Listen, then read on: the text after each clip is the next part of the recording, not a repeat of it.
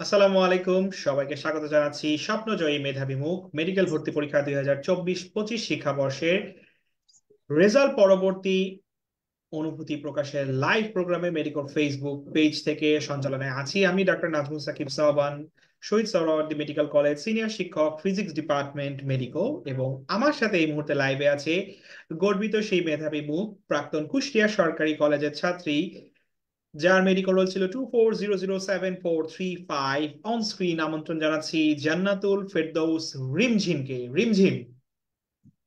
জি, আসসালামু আলাইকুম ওয়া রাহমাতুল্লাহ। আমি ওয়ালাইকুম জান্নাতুল আসসালাম। ফেরদৌস জিম।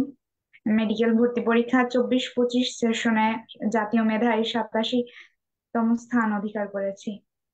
অনেক অভিনন্দন রিমঝিম, মেডিকোর পক্ষ থেকে তোমাকে অনেক বেশি অভিনন্দন এত সুন্দর একটা সাফল্যের জন্য। আর রিমঝিমের কাছে জানতে চাই, এই সাফল্যের মুহূর্তটা জাস্ট জানতে চাই প্রথমেই, যে কেমন ছিল সেই মুহূর্তটা যখন তুমি জানতে পারলে 87তম হয়েছো। আসলে এটা বলার মতো না। সবার মতো আমিও খুব খুশি হয়েছি। আমার আব্বু আম্মু, আমার ফ্যামিলির সবাই, আমার টিচার সবাই খুব খুশি হয়েছেন আসলে। অনেক খুশি হওয়ার মতনই বিষয় রিমঝিম, জাতীয় মেধায় 87তম। আর রিমঝিম, তোমার এই সাফল্যের পেছনে আসলে তোমার পরিবারের অবদান কিরকম ছিল? কতটা সাপোর্ট পেয়েছিলে তুমি সেই সময় এই অ্যাডমিশন ফেজে? আমি যেহেতু বাইরে কোথাও যাইনি, আমার নিজের জেলা আমার কুষ্টিয়া, আমি কুষ্টিয়াতেই কোচিং করেছি।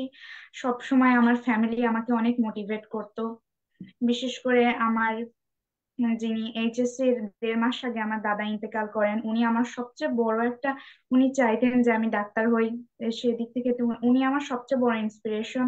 সাথে আমার আব্বু আম্মু, আর বিশেষ করে আমার স্কুলের শিক্ষকগণ, ওনারাও চাইতেন যে আমি একজন ভালো ডাক্তার হই।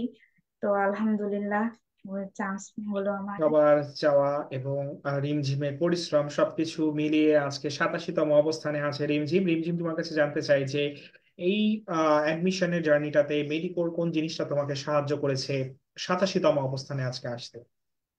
মেডিকোর আসলে অনেক কিছুই আমার খুবই ভালো লেগেছে। যেমন তাদের যেটা এক্সাম ব্যাচ, প্রত্যেকটা যেগুলো এক্সাম প্রত্যেকটাই 100 মার্কের হতো। আর আমি যখন দিতাম, যেগুলো ভুল যেত সেগুলো আবার কারেকশন করে নিতাম। আর যেটা সলভ শিট থাকতো সেখানে ওই একটা লাইনের শুধু সলভ না, ওর সাথে ব্যাখ্যা থাকতো, ওইগুলো আমাকে কারেকশন করতে খুব হেল্প করেছে। আর লাস্টে মেডিকো থেকে আমাদের প্রোভাইড করা হয়েছিল যেটা হচ্ছে একটা লাস্টে একদম সিক্রেট সাজেশন বুক যেটা ছিল একদম লাস্টে, ছোট ছোট, ওইগুলো লাস্টে রিভিশন দিতে আমাদের অনেক হেল্প করছে। স্পেসিফিক্যালি আমি ওইগুলো অনেক বেশি ইউজ করেছি আমার লাস্টে রিভিশন দিতে। অনেক ধন্যবাদ রিমঝিম তোমাকে। রিমঝিম, এই মুহূর্তে বিভিন্ন জেলা থেকে যারা তোমাকে দেখছে, যারা জানতে চায় যে জাতীয় মেধায় এত সুন্দর একটা ফলাফলের জন্য কি করা উচিত, তাদের জন্য তোমার কি পরামর্শ থাকবে?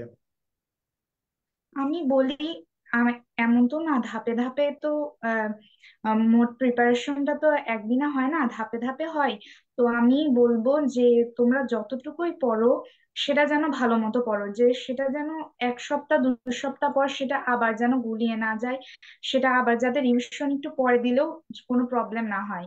আর কনসিস্টেন্সিটা বজায় রাখো। ধারাবাহিকতাই মূল মন্ত্র রিমঝিমের সাথে।